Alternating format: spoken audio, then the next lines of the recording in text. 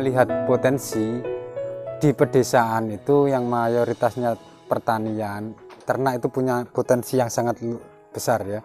Kemudian pangsa pasarnya sekarang ini domba ini sudah hampir 10 tahun ini ngetren loh di kalangan pemuda ataupun di kalangan milenial ya. Sampai sekarang ini masih ngetren. Domba lebih mudah dalam perawatannya ya. Pasarnya juga lebih mudah ya. Tinggal bagaimana skill kita dalam merawat.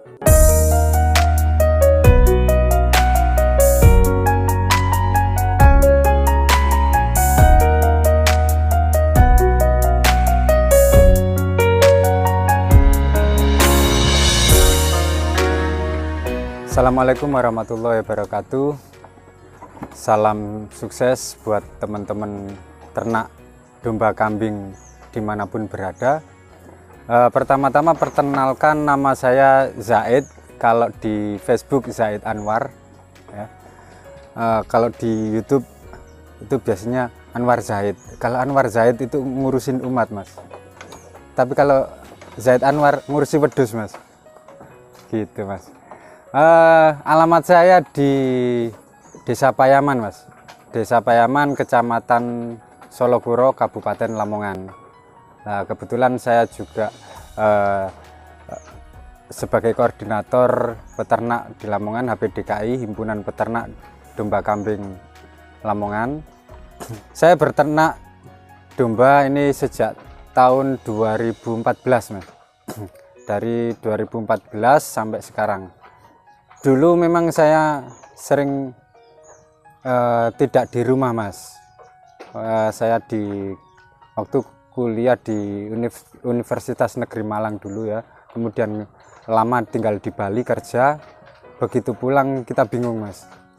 Memang kalau peternak domba kambing ini bukan bidang saya sebenarnya. Cuman saya melihat potensi di perdesaan itu memang untuk limbah pertanian untuk dimanfaatkan untuk ternak itu sangat berpotensi gitu.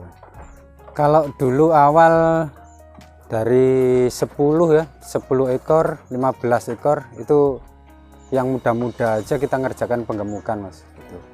Kemudian ternak ya, breeding ya sempat gagal sih, habis semua sih. Kemudian berangkat lagi, mencoba lagi ya. Sampai sekarang ini kapasitas kandang kita 250 sampai 300 lah. Ya dari manajemen memang mas ya, manajemen dan pakan kita itu kadang ya berpengaruh gitu. Terus yang berpengaruh lagi di penjualan mas. Ya kadang itu kambingnya sudah dibawa tapi uangnya nggak dibayar, itu bisa habis mas.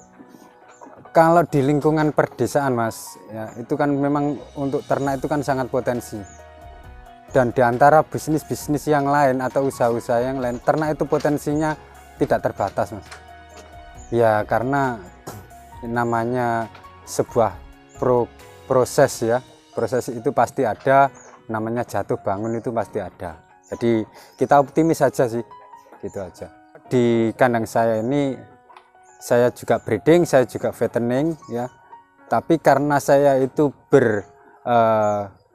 prinsip bahwasannya setiap usaha itu butuh cash flow ya, putaran ya.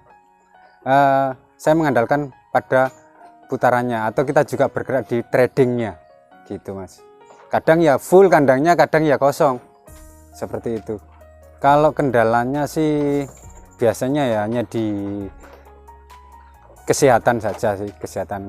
Seringkali kadang itu domba datang itu kondisinya kurang fit, ada yang kena penyakit, tapi semuanya sudah alhamdulillah sudah bisa kita lewati sesuai dengan SOP.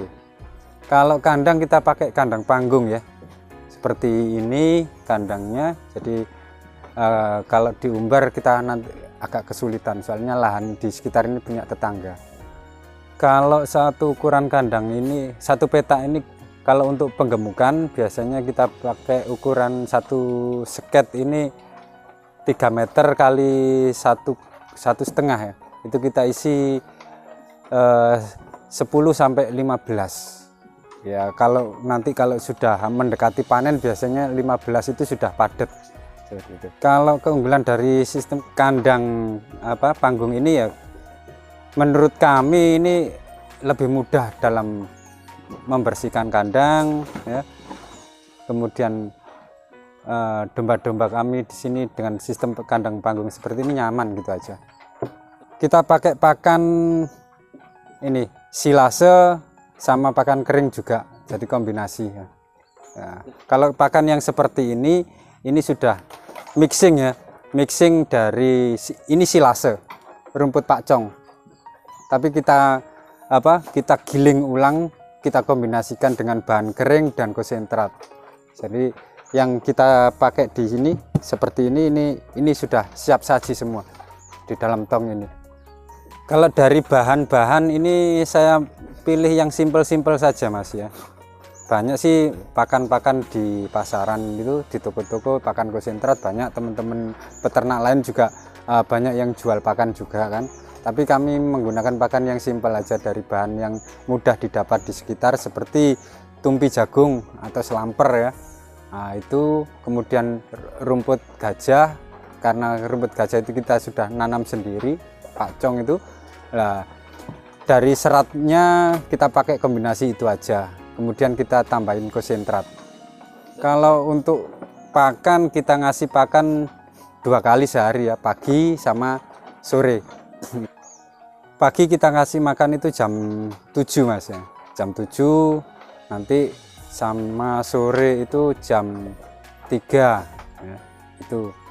Kemudian porsinya perkiraan sih kalau untuk fattening seperti ini butuh pakan sekitar kurang lebihnya 1 kilo. Tapi biasanya kita pemberiannya kita kasihkan ukurannya kita kasih lebih biasanya.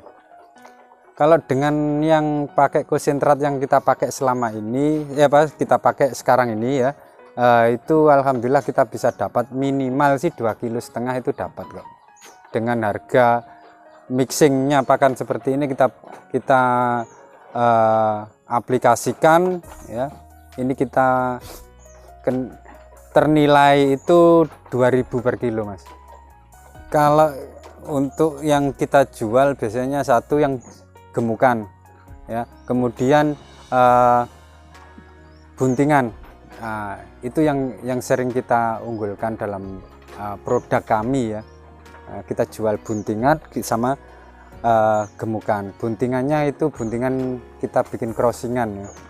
Jadi induk-indukan biasa kita crossingkan dengan jantan yang kualitas. Nah, nanti buntingannya, indukan bunting itu kita jual ke teman-teman peternak yang lain untuk dikembangkan ya. Untuk mengolah pakan ini Mas, kita pakai chopper memang ya, untuk memproses limbah tani itu ya, kita chopper, kemudian nanti kita giling pakai chopper ya. Choppernya sederhana aja kok, kita buat sendiri choppernya ya, chopper multifungsi. Kalau di Facebook itu sering saya upload itu di mesin cacah multifungsi ya. Nah itu nanti bisa lihat-lihat di situ ya.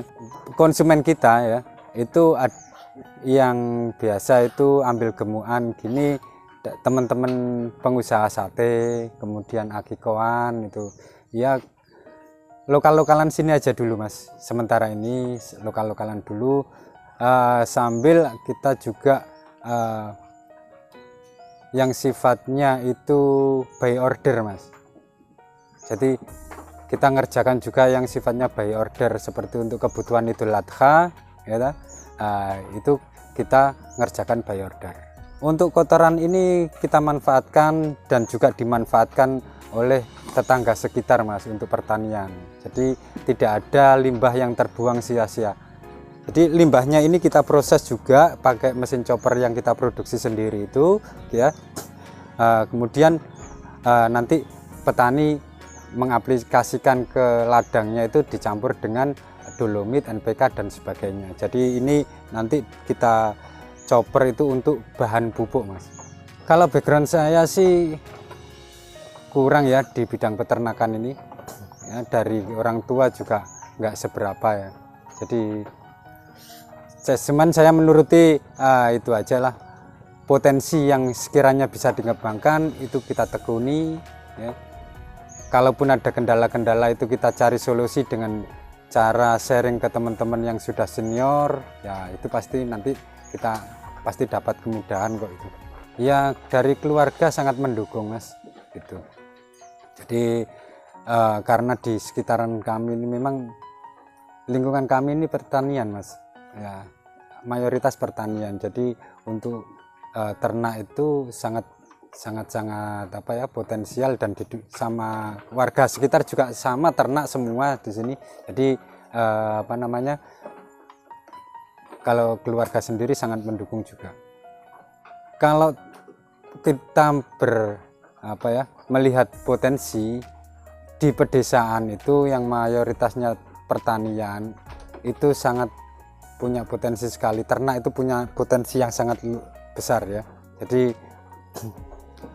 dan kemudian pangsa pasarnya sekarang ini domba ini lagi sudah hampir 10 tahun ini ngetren loh di kalangan pemuda ataupun di kalangan milenial ya. Sampai sekarang ini masih ngetren. Domba lebih mudah dalam perawatannya ya. Pasarnya juga lebih mudah ya. Tinggal bagaimana skill kita dalam merawat ya. Memang ternak itu butuh skill ya. Nah, kemudian untuk masalah pangsa pasar itu saya kira lebih mudah lah, untuk menjual itu lebih mudah Mas. Jadi dalam ternak menjual, kalau ada dombanya gampang kok menjualnya, yang sulit itu nagih hutang Mas.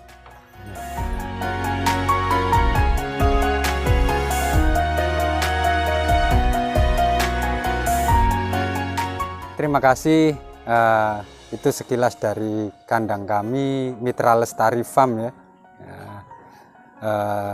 Kurang lebihnya saya minta maaf kalau ada yang kurang berkenan ya. Mungkin itu dari kami. Assalamualaikum warahmatullahi wabarakatuh.